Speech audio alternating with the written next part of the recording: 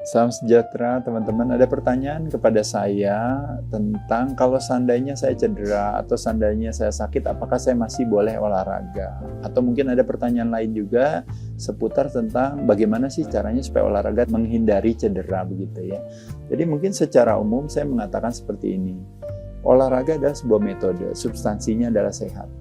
Kalau seandainya kita bisa sehat tanpa perlu menjalankan olahraga, kenapa kita mesti olahraga? Gitu ya teman-teman, paham ya maksudnya? Jadi kalau seandainya kita badannya bisa wangi terus tanpa harus mandi, kenapa kita harus mandi? Kalau seandainya rambut kita bisa selalu rapi dan bersih, kenapa kita harus nyisir, kan begitu ya? Nah jadi cuma problemnya adalah ketika kita nggak nyisir, rambutnya berantakan. Ketika kita tidak mandi, badan kita kotor. Nah makanya kenapa mau tidak mau kita harus tetap melakukan aktivitas olahraga untuk menjaga kesehatan kita.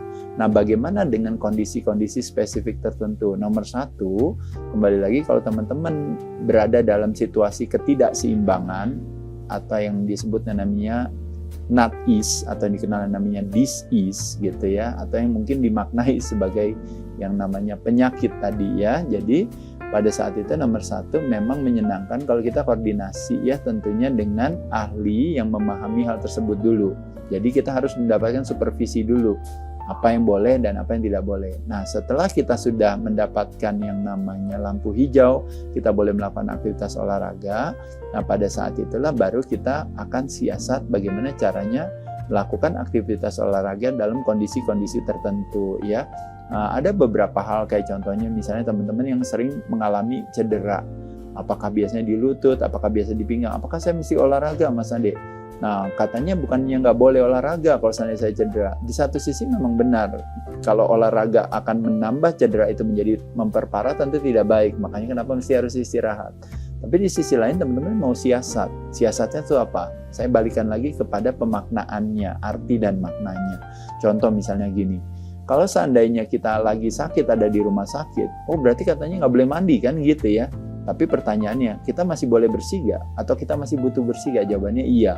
Nah jadi kita akan melakukan siasat mandi dengan tetap ada di ranjang tempat tidur, yaitu adalah dengan memakai lap basah atau handuk basah. Nah jadi kita pun juga dalam hal olahraga pun sama. Jadi saya tetap gak masih mau sehat? Iya. Nah tapi saya sekarang lagi cedera. Ya udah kalau cederanya kaki, pertanyaan saya, bisa gak latihan tangan? Kan bisa. Tapi yang ada kita nggak mau olahraga gitu. Karena dalam hati kita tahu bahwa kadang-kadang kita punya yang namanya dalam tanda kutip kemalasan. Tapi kita ingin balut kemalasan kita dengan kecerdasan. Yaitu adalah dengan kita bilang bahwa iya kata dokter katanya nggak boleh olahraga. Padahal sebenarnya kita bisa olahraga untuk body part yang lain. Atau kedua tadi saya katakan tadi, misalnya kita cedera satu dan lain hal, kita bilang ya udah kita lakukan aktivitas gerakan dengan impact yang paling rendah. Misalnya makanya kenapa salah satu yang populer adalah olahraga di kolam renang misalnya. Jadi tetap bisa bergerak dengan impact yang lebih rendah. Atau misalnya nggak bisa lari, ya udah kita jalan. Nggak bisa kita jalan, mungkin kita naik sepeda. Nggak bisa kita naik sepeda, mungkin kita melakukan aktivitas yang lain dengan melakukan misalnya statik kontraksi. Hanya cukup senderan di tembok tapi ternyata otot-ototnya sudah terlatih dan sebagainya. Jadi sekali lagi teman-teman sekalian, kelaparan terbesar itu adalah kelaparan akan arti dan makna. Jadi tujuan daripada kenapa saya harus olahraga itu adalah membuat saya sehat. Gimana caranya saya sakit gitu apa supaya saya bisa terhindar daripada kesakitan?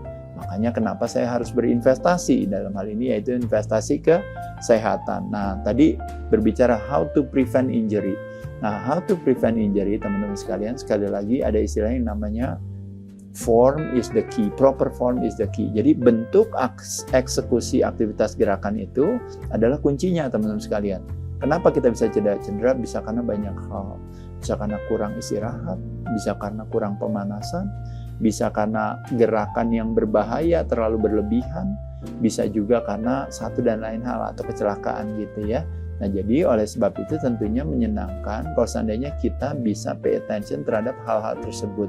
Pemanasannya cukup, istirahatnya cukup. Kenapa? Karena kalau seandainya kita olahraga kita maksakan dalam kondisi capek atau kondisi lelah, kita tahu yang tujuan daripada substansi olahraga adalah sebuah metode yang kita pakai buat mendekatkan kita pada sehat, taunya malah menjauhkan kita dari sehat, malah mendekatkan kita malah pada sakit. Jadi saya rasa bukan hal yang bijaksana.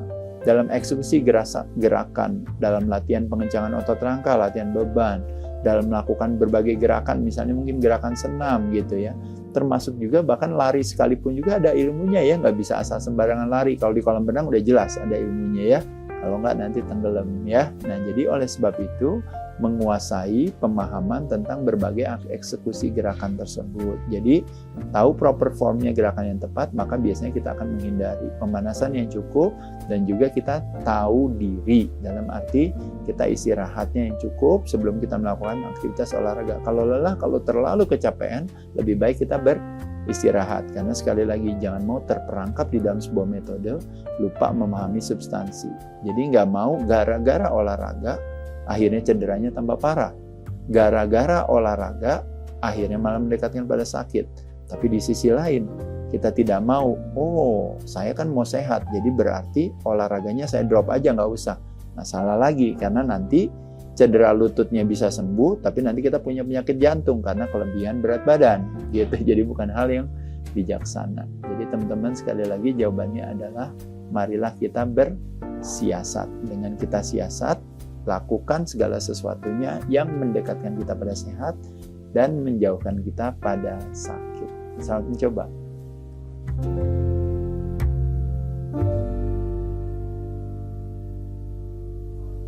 Double your hydration every day.